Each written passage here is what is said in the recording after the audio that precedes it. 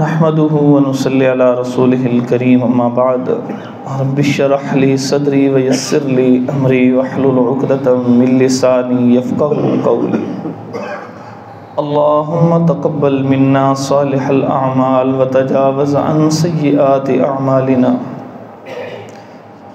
سورۃ الرعد مدنی صورت ہے، 43 آیات اور 6 رکوع، مختصر سی صورت ہے۔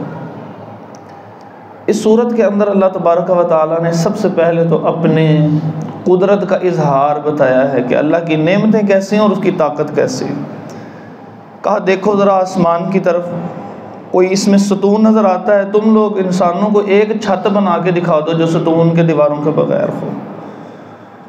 اتنی بڑی کائنات، اتنا بڑا آسمان، یہ کیسے ہے؟ اب کوئی شخص یہ کہے کہ یہ گریوٹی ہے، یہاں پہ زمین اس کو کھینچتی ہے، یا جو اب آئنسٹائن نے بتایا کہ یہ اس کا ایک اپنا نظریہ، اب اس کو چھوڑ دیجیے۔ اب یہ دیکھیے یہ چیزیں بنائی کس نے ہیں؟ یہ اللہ تبارک و تعالیٰ نے بنائی۔ تو اللہ تبارک و تعالیٰ نے جو ایسی چیز بنائی ہے کہ جو اتنی بڑی ہے، بغیر عمد ترونہا، تم بغیر ایک ستون کے اس کو دیکھتے ہو۔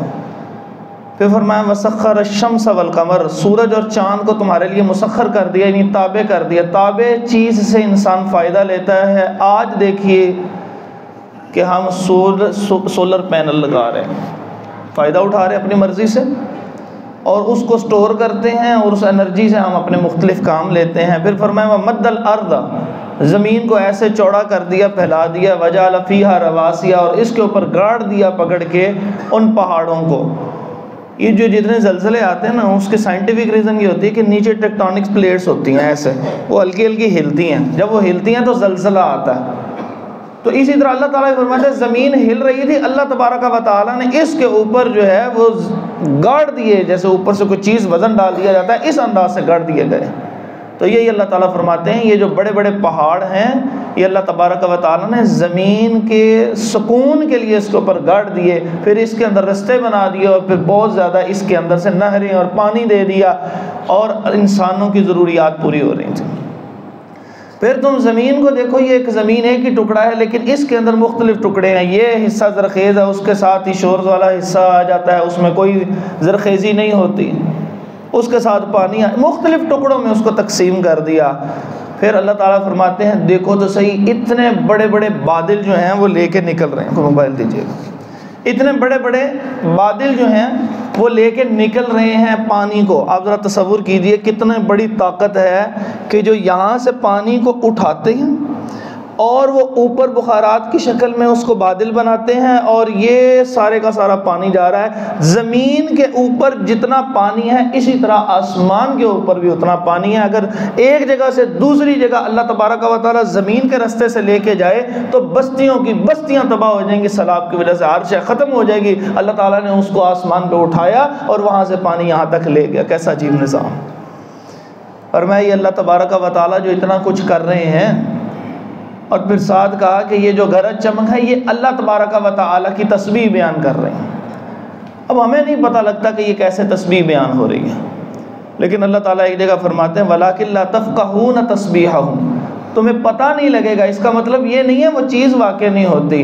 اب ایک شخص یہ کہے کہ میں نے امریکہ نہیں دیکھا، تو دنیا میں امریکہ ایگزسٹ ہی نہیں کرتا، موجود ہی نہیں ہے، تو ہم کہیں گے بھائی آپ نے نہیں دیکھا، تو اس کا مطلب یہ تو نہیں ہے نا وہ چیز موجود نہیں ہے۔ تو اسی طرح فرمایا کہ اگر تمہیں سمجھ نہیں آتی کہ وہ تسبیح کیسے ہو رہی ہے، تو پھر اس کا مطلب یہ تو نہیں ہے نا کہ وہ اللہ تعالیٰ کی تسبیح نہیں کر رہے۔ جب اللہ فرما رہے ہیں، جیسے اب کوئی شخص یہ کہے کہ امریکہ ہے، ایک عام آدمی اس کو نہیں پتہ، اندازہ نہیں ہے، اندازہ لگا لیں، تو پھر کیا کہتے پوری دنیا کہہ رہی ہے، وہ خبر دے رہی ہے کہ وہ ایک ملک ہے، ایک بہت بڑا بر اعظم ہے، اس کے اندر ملک ہے اور ریاستوں کا مجموعہ ہے US سے، تو مان لیتے ہیں، کہتے ہیں اتنے سارے بندے کہہ رہے ہیں مان لیں گے۔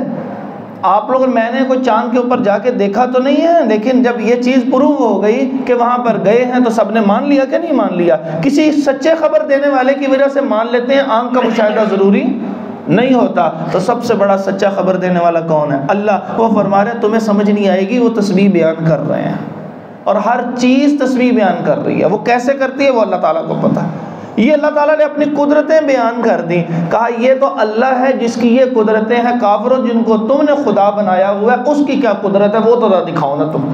اللہ پہ تو اعتراض کرتے ہو کہ ہم جب مٹی ہو جائیں گے ہمیں کون پیدا کرے گا، ہمیں دوبارہ کون بنائے گا، ہمارے اوپر کوئی بڑے سے بڑا جو ہے وہ معجزہ کیوں نہیں نازل ہو رہا؟ تو تم یہ بتاؤ کہ تم نے جن کو خدا بنایا ہے، اللہ نے تو بتایا اللہ نے یہ کچھ کیا ہے، تمہارے جھوٹے بتوں نے کیا کیا؟ اللہ نے بڑی خوبصورت اس کی ایک مثال بیان کی، فرمایا کہ دیکھو یاد رکھو کہ تم سامنے، بالکل اللہ تعالیٰ نا سادی سی مثال، پنجابی میں جو کہتے ہیں نا جھٹکی مثال، بہت ہی سادی مثال، کہا یہ پانی سامنے رکھو، ایسے پانی پکڑ لو، اب اس پانی کے آگے منہ کھول کے بیٹھ جاؤ اور اب یہ کہو کہ پانی میرے منہ کے اندر آ جا، تو کیا بندہ کہے گا؟ کہتے ہیں لو یہ تو بے وقوفی ہے، یہ کیسے منہ میں آئے گا؟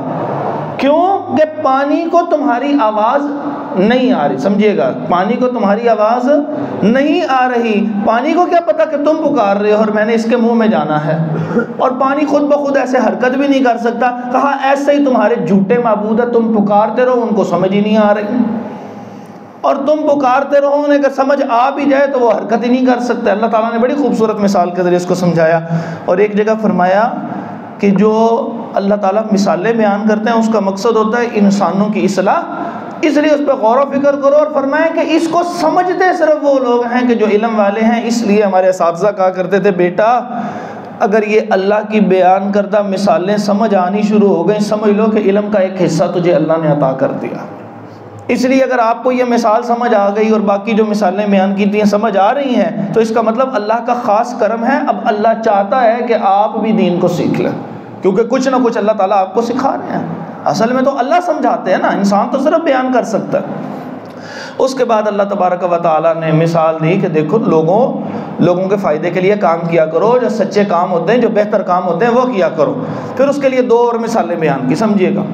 کہا یہ جب پانی جاتا ہے، تیز ہاڑ آتا ہے جس کو کیا کہتے ہیں سیلاب آتا ہے، تو اس کے اوپر آپ نے دیکھا ہوگا جھاڑ پھونک بہت ساری چیزیں اوپر گند آ جاتا ہے نا، جیسے وہ گزر رہا ہوتا ہے تو پانی تیزی سے آتا ہے تو جو اوپر والی چیز ہوتی ہے وہ اوپر ایسے کور کر جاتی ہے، اور اسی طرح سونے کا کام کرنے والے جانتے ہیں کہ جب ہم اس سونے کو اندر ڈالتے ہیں تو اس کی جو میل کچیل ہوتی ہے بھٹی میں جب ڈالتے ہیں تو وہ اس کے اوپر اس کو کور کر لیتی ہے، ایسے لگتا ہے سونا نہیں ہے اوپر میل کچیل ہے، اور ایسے لگتا ہے پانی نہیں ہے اوپر وہ گند بند ہے۔ تو زمین جو ہے وہ گند من کو چوستی ہے یا پانی کو چوستی ہے، کیونکہ اس کو اسی سے فائدہ مل رہا ہوتا ہے، اور ہم کیا کرتے ہیں وہ سونا لیتے ہیں یا اوپر والی میل کو پھینک دیتے ہیں، سونے کو استعمال کرتے ہیں۔ کہا بالکل ایسے ہی کہ وَأَمَّا مَا يَنْفَعُ النَّاسَ فَيَمْكُثُ فِي الْأَرْضِ، کہ جو لوگوں کو فائدہ دیتا ہے وہ زمین میں ٹھہر جائے گا، اور جو لوگوں کو فائدہ نہیں دیتا وہ ختم ہو جائے گا، ہوا ہو جائے گا۔ اس لیے انسانوں کے فائدے کے لیے کام کیا کرو۔ اس کے بعد اللہ تبارک و تعالیٰ نے سورۃ ابراہیم ہے، سورۃ ابراہیم مکی سورت ہے، 52 اس کی آیات اور 7 اس کے رکوع ہیں۔ اللہ تعالیٰ نے اس کے اندر ابتداء میں تبلیغ کے 2 بنیادی اصول ذکر کیے ہیں کہ ہم عام طور پہ ہوتا ہے نا کسی کو سمجھائیں تو ہمارا یہ ہوتا ہے کہ میں انہوں سمجھا تھک گئے، انہوں سمجھ کوئی نہیں آتی پئی، کہتے ہیں نا یہ ہم عام طور پہ، تو اس کا اللہ تعالیٰ نے طریقہ بتایا کہ طریقہ تبلیغ کیا ہوتا ہے۔ 5 چیزیں بیان کی ہیں، 2 اس کے اندر بیان کی ہیں، 3 سورۃ النحل کے آخر میں بیان کی ہیں، 2 اس میں کیا بیان کی۔ اللہ تعالیٰ فرماتے ہیں ہم نے جتنے رسول بھیجے ہیں وہ سارے کے سارے رسول بلسان قومی ہی ان کی قوم کی زبان کے اندر تبلیغ کرتے تھے۔ آ کے ہم یہاں پر بیٹھے، آپ اردو سمجھتے ہوں، آپ پنجابی سمجھتے ہوں، اور یہاں پر میں انگریزی میں یا عربی میں شروع کر دوں تو اب بتائیے کسی کو سمجھ لگے گی؟ سوائے صرف یہ کہ واہ واہ ہو جائے بھاجی نو انگریزی بھی آ گئی ہے تو بھاجی نو عربی بھی آتی ہے تو اور بھی 2 زبانیں آتی ہیں، تو 4 بندوں میں جا کے صرف یہی کہہ رہے ہیں کہ سب نو سارا کچھ آتا تو سمجھ کیا آئے گا؟ سمجھ تو کچھ بھی نہیں آئے گا۔ اللہ تبارک و تعالیٰ بھی کوئی ایسا نبی بھیج دیتے جس کو 70 زبانیں آتی ہوتی اور وہ ان میں سے 69 زبانوں میں کلام کرتا کہ جو ان کو نہیں آتی، تو روب تو آتا، تبلیغ نہ ہوتی۔ اس لیے فرمایا کہ اللہ تعالیٰ نے سمجھانے کے لیے انبیاء کا سلسلہ جاری کیا تھا، تو وہ ان کی زبان میں بات کرتے تھے کہ جو ان کی زبان ہوتی تھی، اور اپنی زبان کو کوئی اہمیت دیا کرو۔ اس کے اندر یہ اشارہ ہے، سارے کا سارا ایجوکیشن سسٹم سمجھ آتی نہیں ہے، سارے کا سارا ایجوکیشن سسٹم انگریزی کے اندر ہے، یا بچے کو سارے کا سارا پہلا شروع سے ماحول دیں۔ اب میں تھوڑا سا ایکسٹائر ہے، ایک چھوٹی سی ایک چیز میں بات کرنے لگا ہوں، ناراض نہ ہوئیے گا۔ ہمارے ہاں بچہ پیدا ہوتا ہے نا، تو بچہ پیدا ہوتے ہی ہماری سارے گھر کی رینوویشن، ہر وہ چیز تیار ہو جاتی ہے کہ جو ہم نے تبدیلیاں کرنی ہیں گھر کے اندر۔ جیسے کوئی بڑا فنکشن ہو تبدیلیاں کر لیتے ہیں، ہم بھی تبدیلیاں کرتے ہیں، گھر کے پنکھے اتارتے ہیں، اس کی جگہ فین نصب کر دیتے ہیں، گھر کی کھڑکیاں اتار کے اس کی ونڈو لے آتے ہیں، گھر میں چمچی کوئی نہیں ہوتی اس کی جگہ سپون لے کے آ جاتے ہیں، گھر میں تکیہ کوئی نہیں ہوتا، آئندہ سے سارے کے سارے بول رہے ہوتے ہیں یہ پلو ہے۔ تبدیلیاں کی کہ نہیں کی؟ بچے کی پیدائش کے بعد کہتے ہیں رائٹ ہینڈ سے بیٹے پکڑو، دائیں ہاتھ سے، دائیں ہاتھ سے نہیں۔ اچھا کہتے ہیں گندے بچے پنجابی بولتے ہیں۔ اب بچہ یہ سوچ رہا ہے کہ گھر میں دادا دادی ہیں صرف گندے، کیونکہ وہ پنجابی میں آپس میں بات کر رہے ہوتے ہیں۔ اب میری بات کو سمجھ رہے ہیں؟ یہ ہمیں جو ایک تنزل آیا ہے، یہ اللہ تعالیٰ کے اس اصول کے خلاف ہم چلے ہیں، اس وجہ سے تو تنزل آیا۔ ہم نے پہلے ہی اس کے دماغ میں ڈال دیا ہے کہ سپیریئر وہی چیز ہے، بلند وہی چیز ہے کہ جو کوئی اور زبان ہوگی۔ جب زبان جو تعلیم کا ذریعہ ہے وہ کوئی اور بنا دیا تو بچوں کو سمجھ ہی نہیں آئے گی، وہ اسی کی ہرڈل کو، وہ اسی کی چیزوں کو کراس کرتے کرتے اس وقت گزر جاتا ہے۔ وہ جو چند بچے کراس کر جاتے ہیں پھر وہی نمایاں ہوتے ہیں، وہ نظر آ رہے ہوتے ہیں۔ اللہ تبارک و تعالیٰ نے یہ نہیں اصول دیا تبلیغ کا، یہ تعلیم کا اصول نہیں دیا، تعلیم کا یہ اصول دیا کہ اس کی زبان میں اس کو تعلیم دو۔ چائنا ترقی کر رہا ہے، اپنی زبان میں تعلیم دیتا ہے، 6 اس کے لیول ہیں، یہاں سے جو بندہ جاتا ہے 2 لیول کراس کرتا ہے پھر اس کے بعد وہ پڑھتا ہے۔ پوری دنیا کے اندر عربک پروڈکٹس کے اوپر انگریڈینٹس کے اندر لکھا جاتا ہے، عربی میں لکھا جاتا ہے۔ عربوں نے کبھی نہیں کہا کہ نہیں ہم انگریزی سیکھ لیتے ہیں، سیکھیں، زبانیں سیکھنا ضروری ہے۔ رسول اللہ صلی اللہ علیہ وسلم نے ایک زبان سیکھنے کے لیے ایک اسپیشل صحابی کو کہا تھا، زید بن ثابت انصاری رضی اللہ تعالیٰ، انہوں نے 15 دن میں وہ زبان سیکھ لی تھی۔ بچہ جب بڑا ہوتا ہے پھر وہ زبان جلدی سیکھتا تھا۔ 6ٹھی کلاس میں جا کے جس وقت لوگ انگریزی شروع کرتے تھے نا تو وہ 8ویں کلاس کے اندر جا کے انگریزوں کے کان کتر رہے ہوتے تھے۔ ہم نے اس کو ماحول کوئی نہیں دیا، ہم نے اس کو اس طریقہ، یا اس کو زبان پہلے سکھا دیں پھر اس کے بعد اس میں علم دیں۔ ہم علم بھی ساتھ ساتھ دے رہے ہیں اور ساتھ ساتھ زبان بھی دے رہے ہیں، یہ طریقہ ایجوکیشن کا سسٹم نہیں ہے، طریقہ تبلیغ بھی نہیں ہے۔ دوسری چیز اللہ تعالیٰ فرماتے ہیں وَذَكِّرْهُمْ بِأَيَّامِ اللَّهِ، آپ ان کو اللہ تعالیٰ کے واقعات، یعنی جو اللہ تعالیٰ نے اس زمین کے اندر ہونے والے انسانوں کے ساتھ واقعات ہوئے وہ بیان کیا کریں۔ تو جو خشک قسم کی تبلیغ ہوتی ہے نا، مشکل جملے بول بول کے، تو اس سے تبلیغ نہیں ہوتی۔ اللہ برکتیں نازل فرمائے ہمارے ان بڑوں کو کہ جو آج موجود ہیں، یہ جو ہمارے سے پہلے جو اس وقت گزر چکے ہیں، کہ جب اپنے بچوں کو راتوں کو بٹھائے، آپ تصدیق کریں گے میری بات کی، جو بڑے ہیں دادا دادی بٹھا لیتے تھے، کہانی سناتے تھے نا، یوسف علیہ السلام کی کہانی سننے ہیں جی، صالح علیہ السلام کی کہانی، یہ بتائیں ہاں آج کون بندہ ہے جو سناتا؟ تو اللہ تبارک و تعالیٰ کہہ رہے ہیں تبلیغ کا یہ طریقہ ہوتا ہے۔ بچے سے کوئی بات کی جاتی تھی نا پہلے، کہ میں 2005 6 سے 4 سے پڑھانا شروع کیا، اس زمانے میں جو بچے آتے تھے جب ہم ان سے بات کرتے تھے نا تو یہ واقعہ ان کا سارا ایسے ہل رہا تھا، اس کا مطلب یہ ہے کہ وہ پہلے اپنے دادا دادی سے سن کے آیا۔ اللہ تعالیٰ ان پہ برکتیں نازل فرمائے۔ آج ہم اس سٹیج پہ پہنچ گئے، آج تہیا کر لیں اپنے بچوں کو روزانہ رات کو کہانی کا جو ہے وہ چسکا لگانا ہے، اور کہانی کون سی سنانی ہے؟ وہ جو سچے واقعات ہیں انبیاء کے، وہ جو سچے واقعات ہیں محمد رسول اللہ صلی اللہ علیہ وسلم کی زندگی کے، اسی کے حوالے سے وہ میں نے سیرت کی کتاب بھی لکھی ہے فری آف کاسٹ، وہ اپنے موبائلوں کے اندر بھی ڈاؤن لوڈ کر رکھے، بچوں کو پڑھائیں۔ قاری صاحب نے یہاں پہ کتنی دفعہ 3-4 دفعہ تو کورس قاری صاحب نے کروا دیا، تو وہ ہزاروں جگہوں کے اوپر پڑھی جا چکی ہے اللہ تعالیٰ کی توفیق سے۔ وہ اسی مقصد کے لیے ہے، اس کو پڑھیں تاکہ ان کے اندر کچھ شعور پیدا ہو جائے۔ اس کے بعد فرمایا کہ کافر لوگوں کو تم دیکھتے ہو کہ یہ کچھ نہ کچھ اچھے کام کرتے ہیں، کوئی صدقہ و خیرات بھی کر رہے ہوتے ہیں۔ صدقہ و خیرات تو ہماری اصطلاح ہے، وہ اتنی چیریٹی کر رہے ہوتے ہیں۔ فرمایا کہ ان لوگوں کی مثال ایسے ہے کرامادن، کہ وہ راکھ کی مانند ہوں گے۔ جیسے راکھ ہوتی ہے نا، جیسے تیز ہوا آئے تو وہ جو راکھ پڑی ہوتی ہے وہ کیا ہوتی ہے؟ اڑ جاتی ہے۔ ایسے ہی قیامت کا دن ہوگا، یہ جو چیز لے کر آئیں گے وہ ساری کی ساری اڑ جائے گی، جیسے راکھ ہاتھ نہیں آتی، اسی طرح ان کے اعمال بھی ان کے پاس نہیں آئیں گے۔ اس کے بعد اللہ تبارک و تعالیٰ نے ذکر کیا جنت و جہنم کا، اور بڑا خوفناک منظر کھینچا ہے جہنم کا۔ انشاءاللہ سورۃ الواقعہ اور سورۃ الرحمن جب کریں گے تو اس کے اندر یہ تفصیل سے کریں گے۔ یہاں پر اس کے اندر صرف اتنا بتایا کہ ان لوگوں کو جکڑا ہوا ہوگا، ان کو جسموں کے اوپر جو زخم ہوں گے، زخموں کے اوپر جو پانی ہوگی وہ پانی ان کو پینے کے لیے دیا جائے گا، ان کو پیپ دی جائے گی، ان کے سروں کے اوپر گرایا جائے گا پانی، اور یہاں پہ ان کو سخت سزا دی جائے گی۔ یہ اس قسم کا تذکرہ کیا گیا۔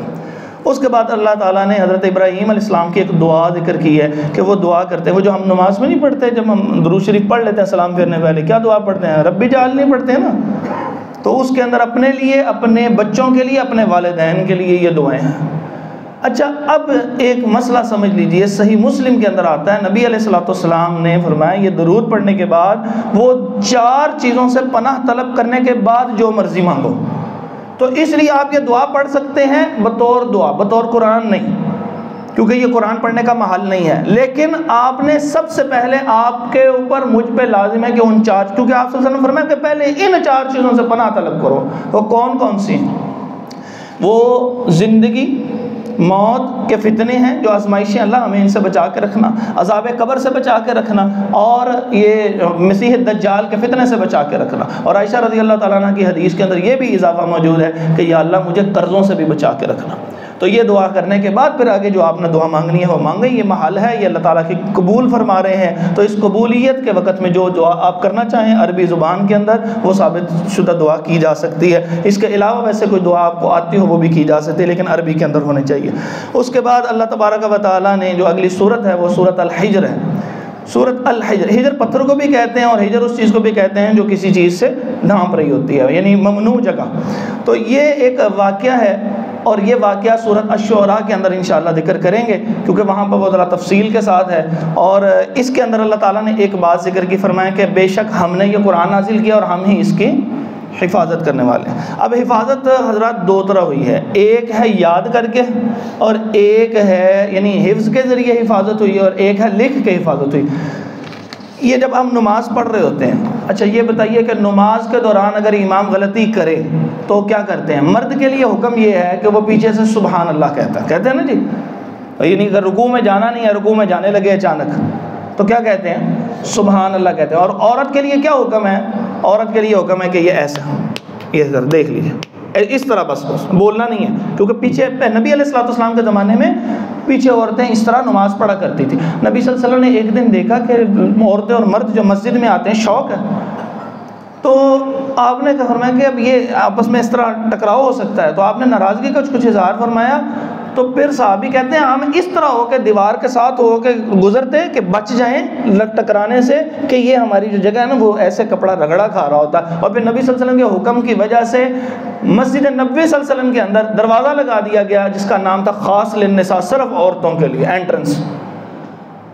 اب یہ کس نے فرمایا ہے کہ عورت کی گھر کی نماز جو ہے وہ زیادہ بہتر ہے؟ بتائیے. نبی صلی اللہ علیہ وسلم نے بتایا نا، لیکن ساتھ یہ بھی فرمایا کہ لا تمنعوا اماء اللہ مساجد اللہ، اللہ کی بندیوں کو مسجدوں میں آنے سے مت روکو، کیونکہ نماز تو وہاں پر بہتر ہے. سمجھیے، نماز تو گھر کی بہتر ہے، لیکن جو درس سنتے ہیں، درس ختم ہوتے وقت جو مغفرت کا پروانہ ملتا ہے، اگر آپ پورا تسلی سے درس سن رہے ہیں تو آخری 1-2 منٹ میں مت اٹھیے کبھی بھی کسی بھی درس میں. کیوں بھلا؟ اس لیے کہ جب یہ درس ختم ہوتا ہے، جب کہیں بھی اللہ اس کے رسول کی بات ختم ہوتی ہے نا، تو اس وقت اللہ تبارک و تعالیٰ سارے حاضرین مجلس کی مغفرت فرما دیتے ہیں. تو اب یہ بتائیے جب وہاں پہ وہ عورت اللہ کی بندی بیٹھی ہوگی، اس کو مغفرت کی ضرورت نہیں ہوگی؟ تو اس وجہ سے پھر اسی طرح خطبہ سننے کا ایک اپنا اجر و ثواب ہے جو وہ اذان سے پہلے آئے گی، وہ اجر. اب مولوی صاحب نے مسئلہ تو یہ بیان کر دیا کہ نہیں جی حالات نہیں ہیں. بھائی حالات نہیں ہیں میاں، آپ کی بیٹی سکول جانے کے لیے تو حالات ہیں، کالج جانے کے لیے تو حالات ہیں، یونیورسٹی تم چھوڑ کے آؤ وہاں سے وصول کر کے آؤ، یہ تو حالات ہیں. تو صرف مسیحتے مسئلہ خراب ہو جایا، ذرا سمجھے مسئلہ کو نا. ہم نے صرف یہ سمجھایا لوگ نہیں حالات نہیں ہیں، ادھر نہیں جانا چاہیے، منع کیا. کیسے، کہاں پہ منع کیا ہے؟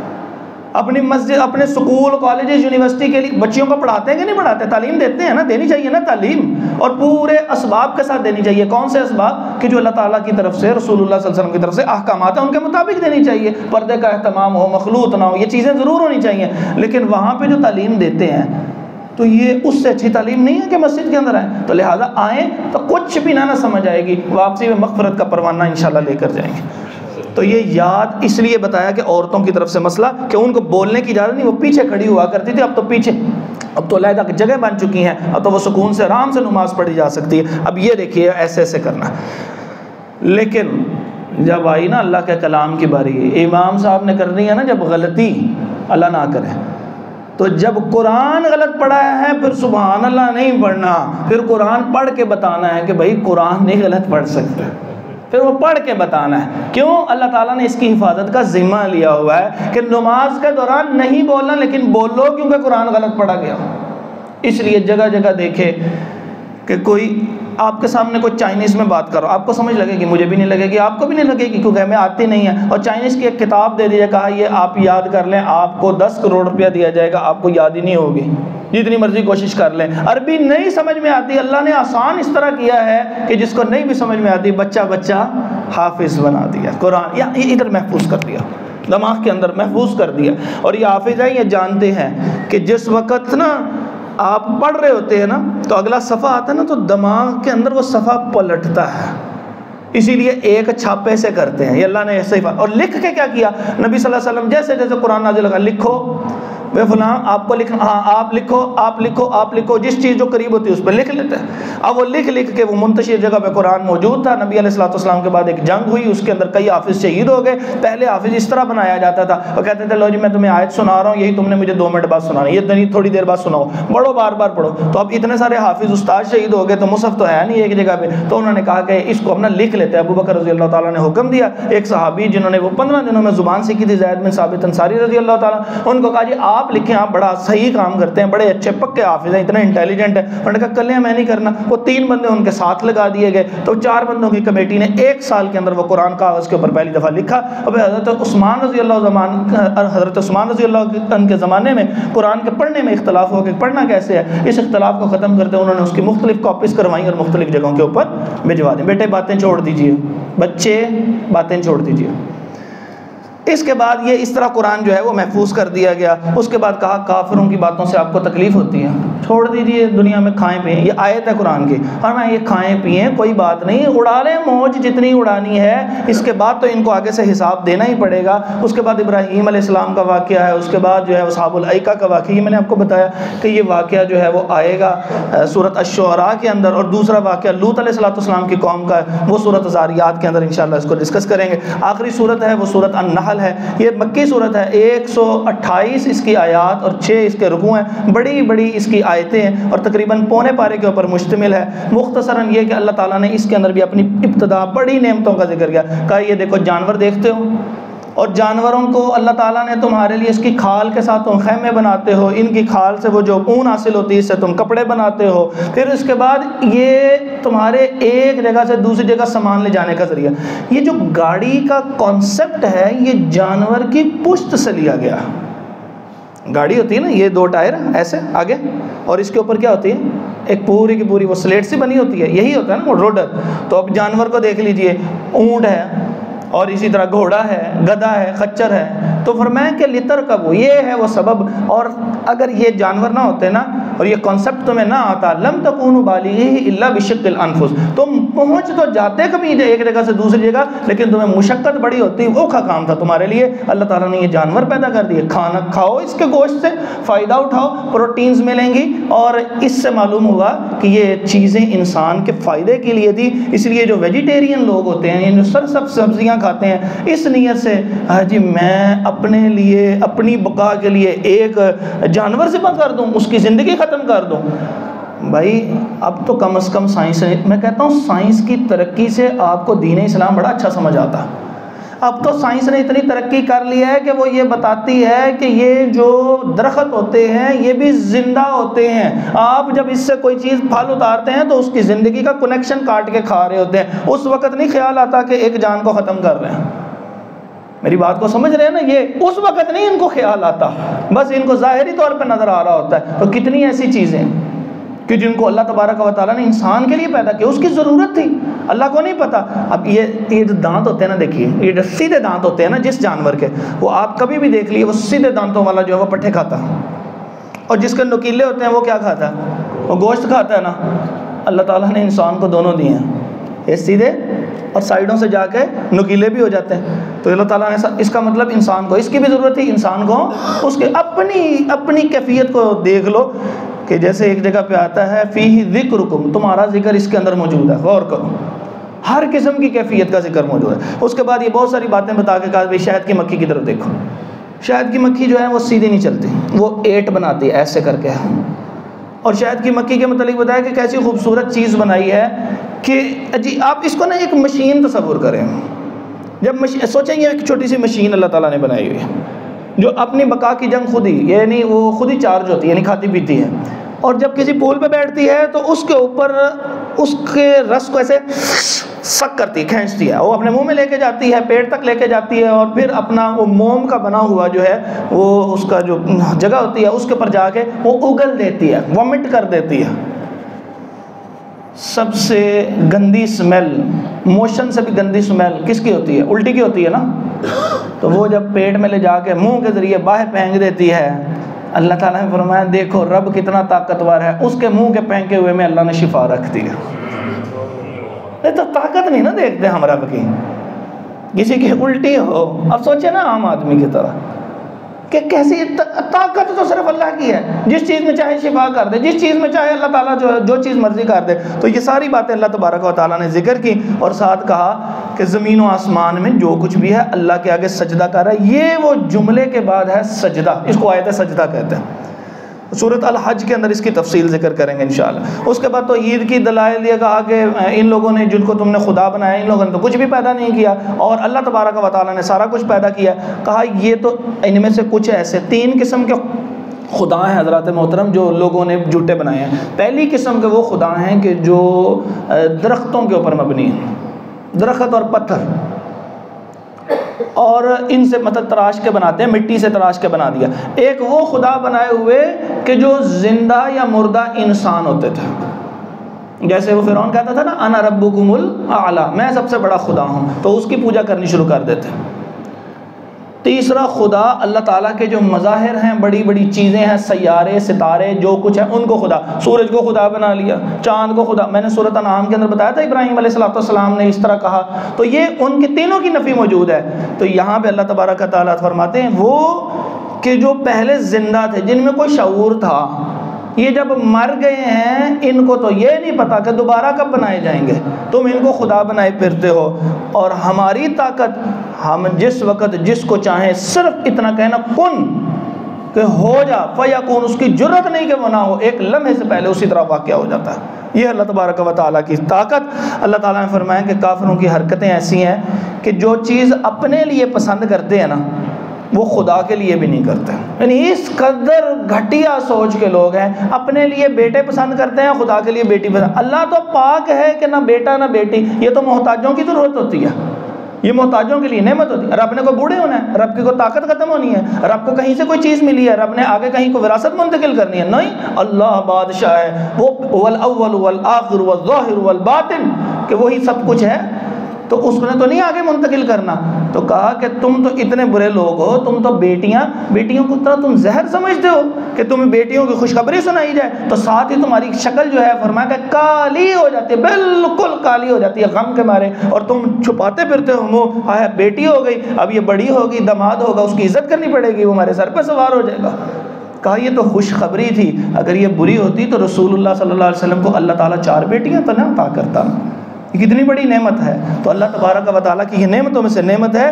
پھر فرمایا کہ تم یہ کہتے ہو کہ رسول اللہ صلی اللہ علیہ وسلم ایسے جب جا رہے ہوتے تو کسی نہ کسی کو سمجھاتے، اس کا حال چال بھی پوچھ لیا کرتے، تو 2 بندے تھے ان کے پاس نا نبی صلی اللہ علیہ وسلم کسی وقت کھڑے ہو جاتے۔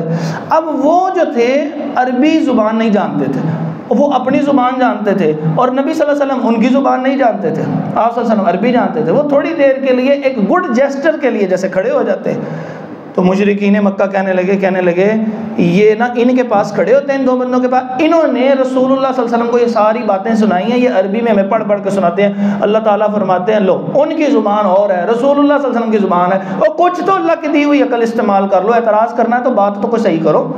پھر اس کے بعد آخر میں اللہ تعالیٰ نے ایک مثال بیان کی بڑی خوبصورت، فرمایا کہ یہ بھی توحید کی مثال ہے۔ کہا کہ جس طرح ایک اندھا، جس طرح ایک گونگا بہرا ایک ملازم ہو کسی شخص کے پاس، اب آپ تصور کریں آپ کے پاس ایک گونگا اور بہرا ملازم ہے، اب وہ جا رہا ہے کسی جگہ، آپ اس کو چیز لینے بھیجتے ہیں، وہ سنے گا؟ اس کو تو پتہ نہیں لگے گا نا، اندھا بھی ہو اسے نظر بھی نہیں آئے گا۔ اب وہ ساری کی ساری ذمہ داری، وہ کیسا ملازم ہے، ساری کی ساری ذمہ داری کس کے اوپر؟ آپ کے اوپر۔ اس کو کھلاتے پلاتے، کپڑے بدلواتے، سب کچھ کرتے ہیں، وہ کیسا ملازم ہے؟ وہ تو کبھی بھی کوئی خیر کی چیز نہیں لے کے آتا، آپ کو تو کوئی فائدہ نہیں دے گا۔ کہا یہی حال تمہارے ان بتوں کا ہے، دیکھو تم نے یہ بت بنائے ہوئے ہیں، جیسے اندھا بہرا گنگا ہوتا ہے، یہ بت بھی وہی ہیں، تمہیں نہیں نظر آتا ان سے تمہیں کوئی فائدہ نہ ہو، فائدہ مل ہی نہیں رہا، مل سکتا، ان کو پتہ ہی نہیں لگتا تو یہ اللہ تبارک و تعالیٰ نے اس کی کچھ مثالیں بیان کی، کہا اچھے اچھے کام کیا کرو اور برے کاموں سے رکو۔ یہ عام طور پہ خطبے میں بات سنتے ہیں، ان اللہ یأمر بالعدل والاحسان وایتاء ذی القربى وینہی عن الفحشاء والمنکر والبغی۔ یہ 3 کام کرو اور 3 کاموں میں برے کاموں سے رک جاؤ، یہی اللہ تعالیٰ نے تمہیں حکم دیا ہے۔ اللہ تعالیٰ ہمیں ان باتوں پہ عمل کرنے کی توفیق عطا فرمائے۔ اقول قولی ھذا استغفر اللہ لی ولکم ولجمیع المسلمین۔